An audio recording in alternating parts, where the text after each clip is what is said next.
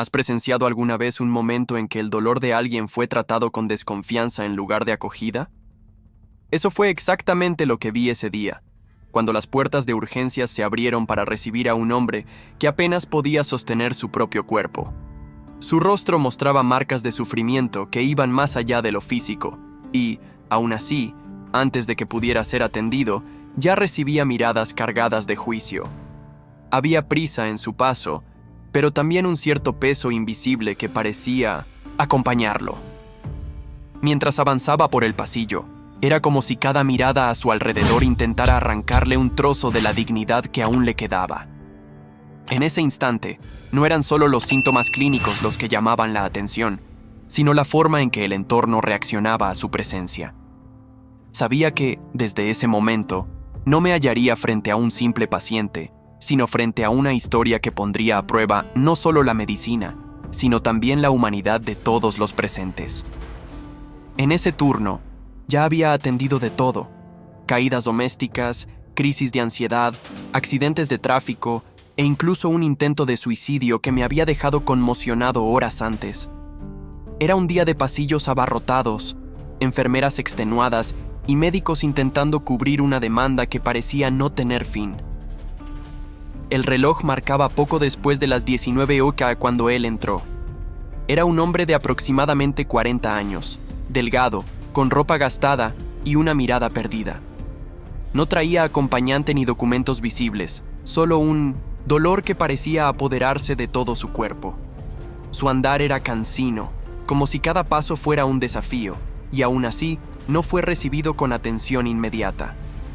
Antes de llegar a la recepción, ya había despertado comentarios velados y expresiones de desconcierto. Mientras llenaba el registro, percibí que su voz era baja, casi apagada, como si hubiera aprendido a encogerse para no molestar. El recepcionista lo interrogaba con cierta impaciencia, como si cada respuesta fuera un obstáculo para la fila que crecía detrás. Pero lo que más me llamó la atención no fue la actitud del empleado, sino la reacción de otros pacientes que esperaban. Miradas de juicio, susurros e incluso una señora que, discretamente, acercó su bolso al cuerpo. Cuando finalmente fue conducido a la triaje, quedó claro que su condición clínica exigía mayor atención. Se quejaba de dolores intensos en el abdomen, fiebre alta y episodios de vómitos en los últimos días. Sus signos vitales estaban alterados y el cuerpo sudaba en exceso. Aún así, el ambiente de prejuicio no se disipaba.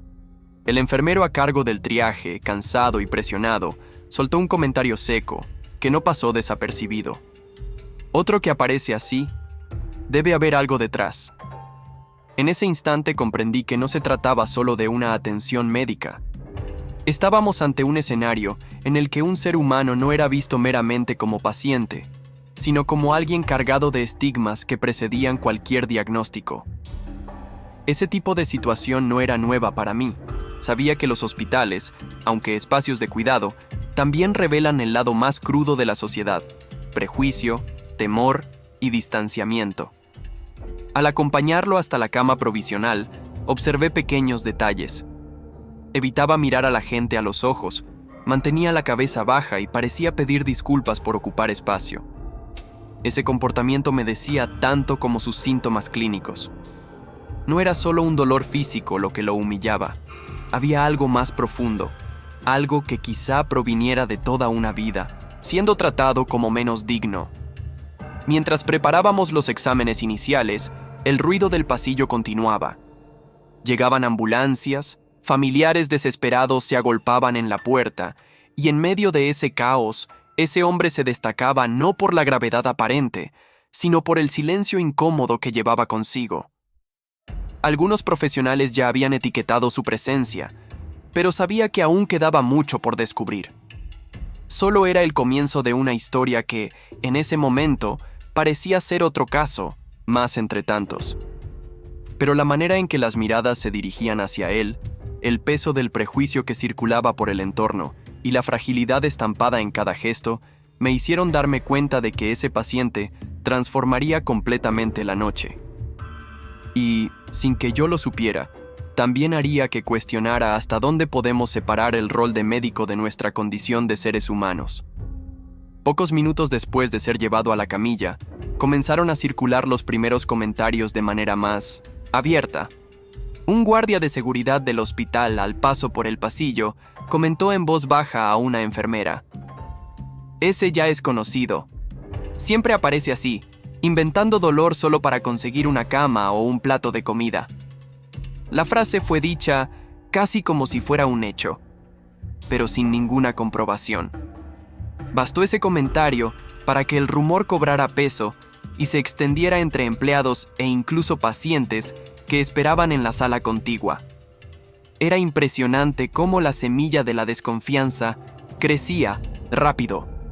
Personas que ni siquiera lo conocían comenzaron a mirarlo con una mezcla de desdén e irritación. La idea de que estaba allí simulando síntomas para obtener algún beneficio se convirtió en verdad antes incluso de que se concluyeran los exámenes. Y, en ese ambiente saturado por la prisa, nadie parecía dispuesto a cuestionar si aquello tenía fundamento. El hombre, acostado en la camilla, parecía sentir el peso de ese juicio.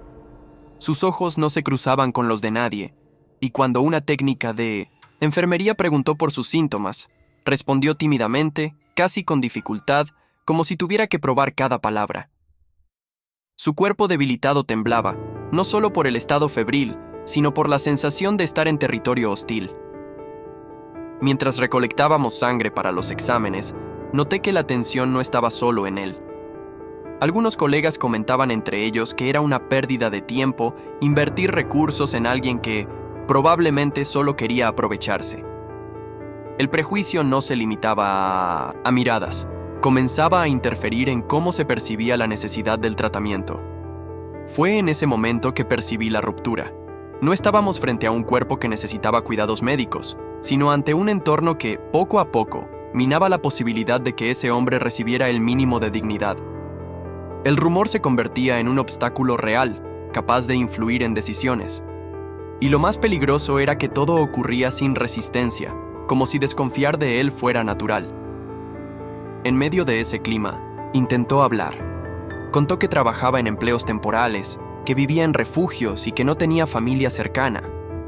También dijo que no se había alimentado bien en los últimos días y que el dolor abdominal se intensificaba hasta impedirle mantenerse de pie.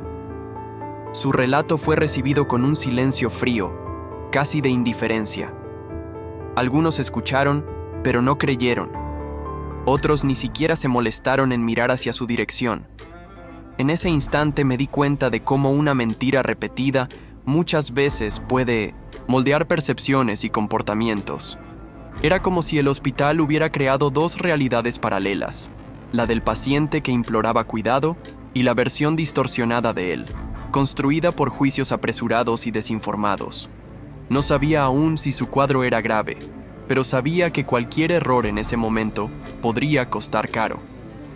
La verdad que se divulgaba en los pasillos no tenía base clínica, pero estaba a punto de influir en todo, en la forma en que sería tratado, en la rapidez de las decisiones médicas e incluso en cómo lo veían otros pacientes. Y allí, en medio de tantos ruidos, la dignidad de ese hombre comenzaba a ser arrancada, pedazo a pedazo, no por la enfermedad, sino por las miradas y palabras que lo rodeaban. Después de tomar muestras y los primeros indicios de atención, parecía que el clima se calmaba. Se le administró medicación para el dolor y la fiebre, y en pocos minutos su respiración se volvió menos agitada. El monitor mostraba cierta estabilidad, y las miradas desconfiadas comenzaron a dispersarse, como si, por un instante, la situación estuviera bajo control. Incluso pudo beber algo de agua, apoyado por una técnica de enfermería que, aunque reservada, cumplió bien con su labor. Desde el punto de vista clínico, fue como si hubiéramos logrado una pequeña victoria. La fiebre bajó algunos grados, el malestar inmediato disminuyó, y él logró acomodarse mejor en la cama, exhalando un suspiro casi de alivio. Fue entonces que algunos colegas comentaron: ¿ves? No era nada grave, solo necesitaba atención y un remedio básico. Para quienes estaban agotados tras horas de turno, esa mejoría parecía justificar la prisa por concluir que el caso no requería mayores esfuerzos. El paciente, por su parte, parecía creer que lo peor había pasado. Incluso intentó iniciar una conversación conmigo, de forma tímida, preguntando cuánto tiempo tardaría en recibir el alta. Había esperanza en su voz, una voluntad de creer que estaba seguro, de pensar que ese entorno no lo expulsaría como tantos otros lo habían hecho en la vida. Él no sabía, y quizá no podría imaginar, que esa sensación de estabilidad era demasiado frágil. Desde fuera de la cama, el prejuicio seguía respirando. Algunos empleados seguían repitiendo la versión de que solo buscaba un lugar para dormir o comer. El hecho de haber mejorado momentáneamente parecía, para ellos, la prueba de que no tenía nada grave. Esa narrativa, creciente como una sombra, era peligrosa porque creaba la ilusión de que todo estaba resuelto, cuando en realidad la enfermedad aún no había mostrado su verdadero rostro. Mientras organizábamos los pasos siguientes, percibí que la prisa por dar el caso por cerrado era mayor que la preocupación por investigar realmente lo que estaba pasando. La medicación solo había enmascarado los síntomas, pero no descartaba la posibilidad de algo grave. Y fue precisamente en ese punto donde se instaló la falsa sensación de control, tanto en el paciente como en el equipo. El pasillo continuó con su movimiento ininterrumpido. Sirenas llegando, familiares angustiados, llamadas por radio solicitando apoyo en otras salas. En medio de esto, la figura de ese hombre parecía perderse entre tantos casos. Era como si ya hubiera cumplido su breve participación en la escena y ahora pudiera ser dejado de lado. Por unos minutos, confieso que yo también me dejé llevar por esa ilusión. La estabilidad clínica me dio aire, la sensación de que podríamos enfocarnos en otros pacientes más graves. Pero algo en mí insistía en que esa calma no era sólida, que había algo escondido bajo la superficie. Al apoyar la cabeza en la almohada improvisada, cerró los ojos con la expresión de quien finalmente podría descansar. Para él, tal vez era el primer instante de paz después de días de lucha silenciosa. Pocos sabíamos que ese aparente alivio no era más que un breve intervalo antes de la tormenta. Y fue en ese escenario de tranquilidad engañosa que la noche continuó, como si todos hubiéramos aceptado la idea de que la situación estaba controlada. Pero la realidad no tarda en cobrar su precio, y cuando lo hace, suele golpear donde menos se espera. Antes de que sigamos, si estás siguiendo esta historia y quieres conocer otras narraciones que revelan el lado humano oculto dentro de los hospitales, aprovecha para suscribirte al canal ahora mismo. Así no te perderás los próximos relatos que muestran lo que muchas veces no aparece en los registros médicos. Las horas avanzaban y la falsa calma empezó a desvanecerse. El paciente, que antes parecía más estable, volvió a retorcerse de dolor.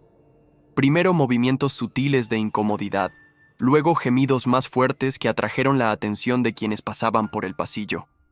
Su piel se tornaba cada vez más pálida y el sudor volvía a deslizarse abundantemente por su frente. Cuando me llamaron para evaluarlo de nuevo, noté que los signos vitales ya no estaban tan firmes. La fiebre había regresado, ahora aún más intensa, y el abdomen estaba más rígido que en la primera evaluación. Estaba claro que algo iba mal, pero parte del equipo reaccionaba con una lentitud peligrosa. Algunos, aún aferrados a la idea de que aquel hombre exageraba, trataban sus gemidos como molestias ruidosas en medio del caos de urgencias. Mientras preparábamos medicaciones adicionales, escuché un comentario que me incomodó profundamente. Debe ser abstinencia. Ya pasará, no vale gastar tanta energía con eso. Este tipo de frase no era solo una muestra de prejuicio, sino una declaración peligrosa que, si se aceptaba como verdad, podía costarle la vida a alguien. Decidí actuar. Volví a examinarlo con más detalle, pedí con urgencia una nueva evaluación abdominal y solicité exámenes de imagen. La demora en responder al agravamiento de su cuadro ya era, en sí misma, un riesgo. Mientras la sala seguía en su ritmo frenético, logré apartarme unos minutos con una médica más joven que había estado acompañando el caso. Compartí mis sospechas de una posible infección más grave, quizá una peritonitis, algo que podía evolucionar rápidamente si no se intervenía. Ella asintió, y juntas conseguimos que el caso fuera priorizado en la lista de atención. A pesar de todo el ruido y el escepticismo que lo rodeaban, había comenzado a formarse una pequeña red de atención real. No era una gran estructura, ni un protocolo institucional, sino una decisión consciente de mirar más allá de los prejuicios y de escuchar con atención lo que el cuerpo de ese hombre nos decía. En menos de una hora, los exámenes revelaron lo que temíamos: un cuadro infeccioso abdominal severo, con indicios de perforación intestinal. Era urgente trasladarlo al centro quirúrgico. Esa urgencia, que había sido ignorada por tantos, ahora se imponía como una verdad clínica innegable. Ya no había cómo negar el sufrimiento real ni el riesgo de muerte. Y entonces, el ambiente cambió. De repente, el hombre que era visto como un aprovechado se convertía en un paciente grave. Las miradas que antes lo evitaban, ahora lo seguían con preocupación. Los mismos profesionales que antes murmuraban dudas comenzaban a correr para garantizar los recursos necesarios.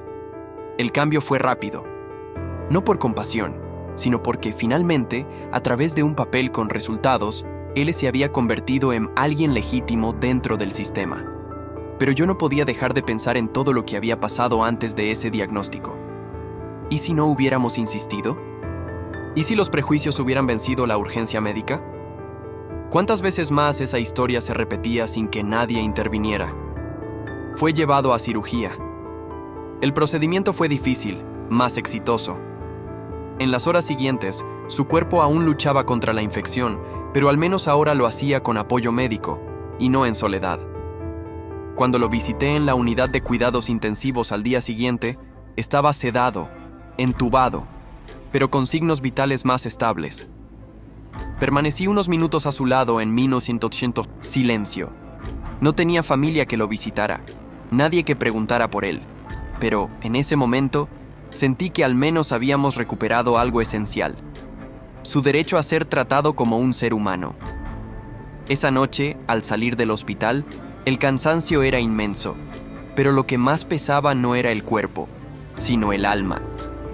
Me di cuenta de que la medicina no se trata solo de diagnósticos y tratamientos.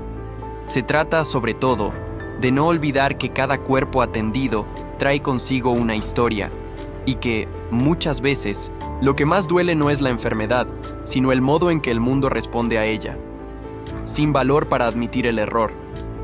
Ya no se podía negar. Los números y las imágenes eran apenas un reflejo de cómo el estigma puede paralizar decisiones clínicas. El juicio ya había contaminado la visión que se tenía sobre él. El paciente intentaba pedir ayuda con frases cortas, interrumpidas por el dolor. Dijo que no podía respirar bien y que la sensación en el abdomen era como si algo estuviera explotando por dentro. Las palabras eran aterradoras, pero todavía había quienes lo trataban como si exagerara. Yo, en cambio, sentía que la responsabilidad pesaba cada vez más. Si no actuábamos rápido, podríamos perder un tiempo precioso. Los minutos siguientes fueron de tensión creciente. Mientras solicitaba urgentemente exámenes de imagen, enfrentaba una resistencia velada. Un colega cuestionó si realmente era necesario. Otro sugirió esperar los resultados de laboratorio antes de actuar. Era como si cada decisión tuviera que vencer una barrera de desconfianza. En el pasillo, el clima también cambiaba. Algunos pacientes comenzaron a quejarse de los gritos provenientes del lecho. Un acompañante llegó a decir en voz alta: «Ese debería estar en la calle, no aquí molestando a los que realmente lo necesitan». Esa frase atravesó el ambiente como un cuchillo. El hombre la escuchó, y sus ojos, ya llenos de lágrimas por el dolor, se cargaron con algo aún más pesado: vergüenza. Fue en ese momento que entendí que el dolor físico no era el único tormento que él cargaba. Luchaba contra la invisibilidad, contra la idea de que su vida valía menos que la de los demás. Esa percepción, para mí, fue una alerta definitiva. Sabía que necesitaba enfrentar no solo la enfermedad, sino también la barrera de deshumanización que se formaba a su alrededor. Cuando llegaron los resultados del laboratorio, la gravedad se volvió evidente. Signos de una infección avanzada, posiblemente una complicación abdominal grave. La confirmación médica chocaba directamente con la desconfianza que había dominado los pasillos hasta entonces. Aquel hombre, etiquetado como alguien que solo buscaba refugio, estaba realmente en riesgo inminente. La tensión alcanzó su punto máximo. Ya no se podía ignorar. El prejuicio que antes parecía dominar la escena comenzaba a chocar con la cruda realidad clínica. Lo que estaba en juego ya no era solo la reputación de un paciente desacreditado, sino la delgada línea entre la vida y la muerte. Y fue exactamente en ese momento, frente a la escalada del dolor y la negligencia disfrazada de prisa, que comprendí. El desenlace de esa historia exigiría mucho más que técnica. Exigiría valentía para romper con el juicio que flotaba en el aire y devolverle lo que nunca debió haberle sido negado: humanidad. El informe de los exámenes confirmó lo que ya sospechábamos. Había signos de una perforación intestinal y una infección generalizada en curso. La situación era crítica, y ya no había espacio para la duda. Era necesario actuar de inmediato. Lo que muchos antes llamaban exageración o simulación, ahora se revelaba como una verdadera emergencia capaz de llevarlo a la muerte en pocas horas. Cuando llevé los resultados al equipo, el silencio fue incómodo. Los mismos que habían dudado, que habían repetido insinuaciones de que él solo buscaba una cama, ahora se miraban entre sí. Los exámenes mostraban una verdad que el prejuicio intentó ocultar. Al regresar al lecho, encontré al paciente en estado de extrema fragilidad. El dolor lo hacía temblar y sus ojos hundidos revelaban agotamiento. Al darse cuenta de que yo traía noticias, intentó preguntar con dificultad si era grave. La forma en que articuló esas palabras, con la voz quebrada, me conmovió. Era como si ya estuviera acostumbrado a no recibir respuestas, como si temiera ser ignorado otra vez. Me senté a su lado y le expliqué la situación con la claridad que la urgencia permitía. Le dije que necesitaríamos una cirugía inmediata y que el cuadro era delicado. Me miró fijamente, y en esa mirada había más que miedo. Había gratitud por finalmente ser tomado en serio. En ese instante, emergió un recuerdo de sus palabras entrecortadas. Contó que, días antes, había buscado atención médica en otro lugar y fue despedido tras recibir solo analgésicos. Dijeron que solo quería medicamento fuerte, que no era nada. Susurró. La revelación sacó a la luz la dimensión de un ciclo de descrédito que no había empezado allí, sino que se repetía a lo largo de su vida. El prejuicio que enfrentaba no era un episodio aislado. Era la marca de una existencia vivida en los márgenes, donde cada dolor debía validarse varias veces hasta ser reconocido. Y, en ese pasillo, esa realidad se hacía evidente. ¿Cuántos otros no habrán pasado por el mismo calvario? ¿Cuántas voces habrán sido silenciadas bajo el peso de juicios precipitados? Mientras se activaba el equipo quirúrgico, sentí que por fin había un punto de inflexión. La medicina hablaba más fuerte que los prejuicios. La prioridad ahora era salvar su vida, y cualquier comentario despectivo perdía espacio ante la urgencia. Aún así, no podía ignorar la cruel ironía de la situación. Solo cuando la gravedad se volvió innegable, él obtuvo realmente el derecho a ser tratado con dignidad. En el traslado al quirófano, noté algo inesperado. Un enfermero que antes había dudado de su dolor, ahora se acercaba para sostener con firmeza la camilla, evitando que el paciente sintiera más molestias. Un gesto pequeño pero cargado de significado. Era como si la verdad revelada en los exámenes hubiera arrancado la venda del prejuicio, aunque fuera tarde. El paciente, exhausto, murmuró algo que nunca olvidaré. Pensé que iba a morir sin que nadie me creyera. Esas palabras resonaron dentro de mí con una fuerza que iba más allá del ámbito profesional. Eran más que un desahogo. Eran la síntesis de una vida marcada por la desconfianza y la exclusión. En ese momento quedó claro, el descubrimiento no fue solo clínico, fue también humano. Descubrimos no solo la enfermedad que lo consumía por dentro, sino también el peso invisible de un prejuicio que casi le costó la oportunidad de sobrevivir. La sala de cirugía fue preparada con rapidez y el paciente llevado al procedimiento. El silencio en el trayecto contrastaba con el habitual bullicio del hospital. Todos parecían comprender que, en ese momento, no había espacio para dudas ni comentarios. Era la vida de un hombre que, hasta hacía poco, había sido tratado como invisible. Durante la cirugía, se confirmó el diagnóstico: una grave perforación intestinal, acompañada de una infección extensa. La intervención fue larga y requirió esfuerzo colectivo. Mientras cada profesional se concentraba en su función, yo no podía dejar de pensar en cómo todo podría haber sido diferente si le hubiéramos creído desde el inicio. El prejuicio había retrasado el cuidado, y ese retraso era costoso. Horas después, salimos de 1900, la sala con la sensación de haber cumplido con el deber, pero también con un peso en el corazón. La cirugía fue exitosa, pero el cuadro seguía siendo delicado. Requeriría cuidados intensivos y tiempo para recuperarse. Cuando lo llevamos a la UCI, percibí que algo había cambiado en la mirada del equipo. Aquel hombre, antes objeto de desconfianza, ahora era visto como alguien que luchaba por su vida, digno de atención como cualquier otro. En el pasillo se formó un contraste notable. La misma señora que había acercado su bolso al verlo llegar, ahora se acercaba en silencio, observando de lejos el traslado de la camilla.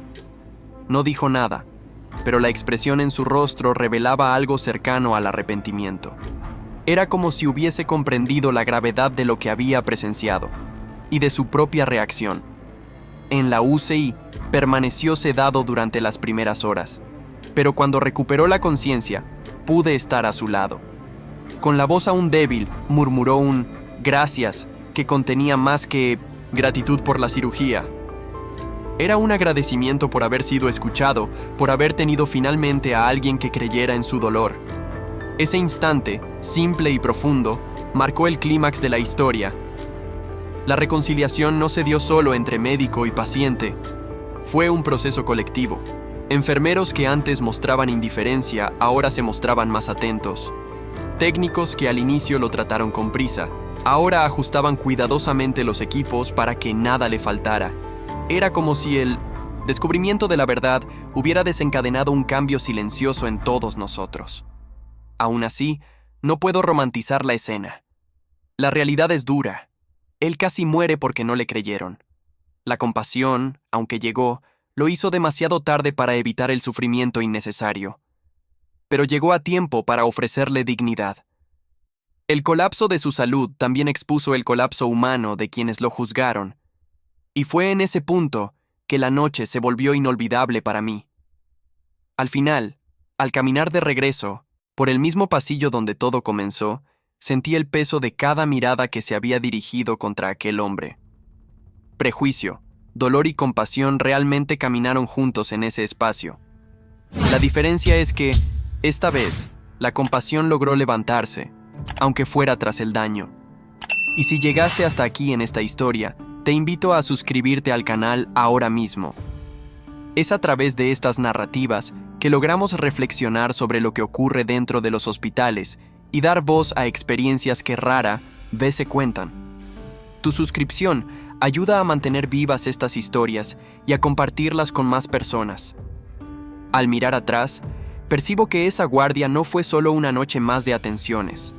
Se convirtió en un espejo incómodo sobre cómo los prejuicios silenciosos pueden salir muy caros, no solo en sufrimiento, sino en vidas. La medicina me enseñó a interpretar exámenes, a identificar síntomas, a actuar con precisión en momentos críticos. Pero nada de eso basta cuando la mirada humana falla, cuando la primera reacción ante alguien vulnerable es el juicio, en vez de la escucha. Aquel hombre casi perdió la vida no por la gravedad inicial de la enfermedad, sino por la demora provocada por la incredulidad. Y esa demora nació de algo simple, casi banal. Miradas torcidas, susurros, comentarios sin fundamento, convicciones formadas antes de cualquier diagnóstico. Pequeños gestos que, juntos, crean muros invisibles entre quien pide ayuda y quien puede ofrecerla. La imagen de él me acompaña hasta hoy, acostado en una camilla, intentando probar que su dolor era real, como si la dignidad tuviera que conquistarse antes incluso del derecho al cuidado. El hospital, espacio que debería ser símbolo máximo de acogida, se convirtió, para él, en una arena más de lucha contra estigmas. Eso me hizo pensar, ¿cuántas veces, sin darnos cuenta, reforzamos esos muros en lugar de derribarlos? Sin embargo, fue en ese mismo pasillo donde presencié algo diferente. La compasión surgió cuando la verdad se impuso, cuando ya no había forma de negar la gravedad. Apareció en el cuidado más atento de los colegas, en el gesto silencioso de apoyo, en el cambio de expresión de quienes antes lo veían solo como una molestia. Llegó tarde, sí, pero fue real, y mostró que, incluso cuando erramos, aún podemos elegir cambiar la forma en que miramos al otro. Esta historia me enseñó que prejuicio, dolor y compasión no son fuerzas distantes entre sí. Caminan juntas, disputando espacio en nuestras actitudes diarias. En cada pasillo del hospital, en cada sala de espera, en cada atención, esas tres fuerzas están presentes. La elección de cuál dejamos prevalecer define no solo el destino de un paciente, sino también el tipo de seres humanos que decidimos ser. Cerrar este relato no significa cerrar la reflexión. Al contrario, aquí es donde comienza. Porque en el fondo, todos hemos juzgado a alguien sin conocer su historia. Todos hemos mirado con desconfianza cuando deberíamos haber mirado con empatía. Y todos tenemos la oportunidad de, en el próximo encuentro, actuar de forma diferente. Y dejo una pregunta para ti que me acompañaste hasta aquí. Si fueras tú acostado en esa camilla, cargando dolor e invisibilidad, ¿qué te gustaría encontrar a tu alrededor? ¿Miradas de juicio o manos extendidas? Si esta historia te conmovió de alguna forma, te pido, suscríbete al canal, comparte este video y deja en los comentarios tu reflexión. Historias como esta merecen ser escuchadas, porque nos recuerdan algo esencial. La medicina cuida del cuerpo, pero la compasión es lo que sostiene el alma.